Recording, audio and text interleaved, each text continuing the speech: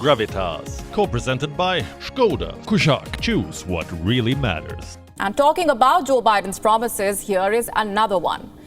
This is from January 20th this year, the day Biden was inaugurated as the US president. He made a promise to the American people. Listen to this. Before God and all of you, I give you my word. I will always level with you. I will defend the Constitution. I'll defend our democracy. I will always level with you. That is what Biden said. He promised honesty. He promised to be straightforward. 9 months later, we are not so sure. Let me show you a conversation from August.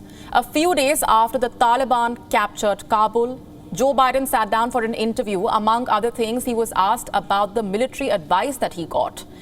Did his generals ask Biden to retain some troops in Afghanistan?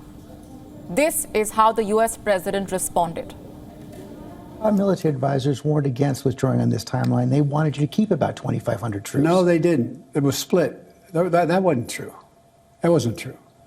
They didn't tell you that they wanted troops to stay? No, not in terms of whether we were going to get out in a time frame, all troops. They didn't argue against that. So no one told, your military advisors did not tell you, no, we should just keep 2,500 troops. It's been a stable situation for the last several years. We can do that. We can continue to do that. No one said that to me that I can recall. That was in August. Joe Biden said no one advised him to keep soldiers in Afghanistan. Turns out that is not the real story. The US Congress has been grilling America's top military leaders, and they narrate a different story. Listen in.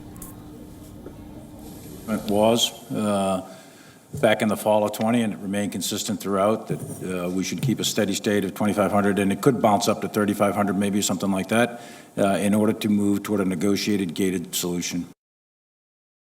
I recommended that we maintain 2,500 troops in Afghanistan. And I also recommended earlier in the fall of 2020 that we maintain 4,500 at that time. Those are my personal views. I also have a view that the withdrawal of those forces would lead inevitably to the collapse of the Afghan military forces and eventually the Afghan government. You just heard from America's top military leaders. General Mark Milley is the chairman of the Joint Chiefs of Staff. He is the most important link between the White House and the Pentagon. General McKenzie is the commander of the U.S. Central Command, or CENTCOM. What did both the generals want? To retain American soldiers in Afghanistan. That is what they recommended to Joe Biden. But the president says he never got this advice. Who do you trust?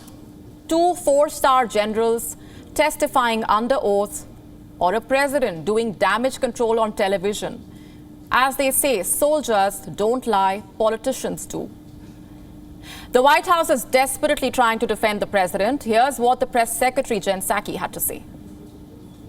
I would note today in the testimony that was given by Secretary Austin, by General Milley, they made clear, Secretary Austin specifically said, if you stayed there at a forced posture of 2,500, certainly you'd be in a fight with the Taliban and you'd have to reinforce. So what should everybody take from that? There was a range of viewpoints, as was evidenced by their testimony today, that were presented to the president, that were presented to his national security team, as would be expected, as he asked for.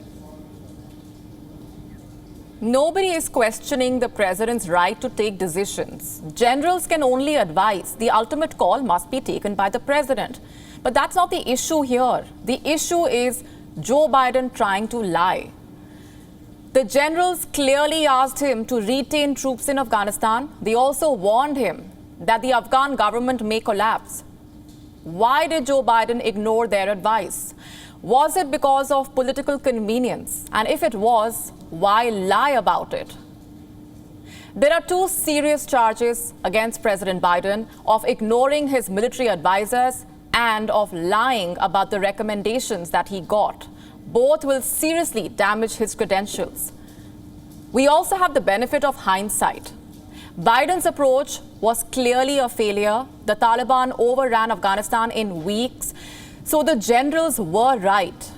Retaining American troops was the right call. If Joe Biden had listened to his advisors, Afghanistan would still be a democracy. Afghan girls could be in schools, and the Taliban could have been on the run. Leadership is all about making tough calls. President Biden hesitated, and an entire country is suffering. The least he can do is come clean and set the record straight on what advice he got. WION now available in your country. Download the app now. Get all the news on the move. Gravitas, co-presented by Skoda. Kushaq, choose what really matters.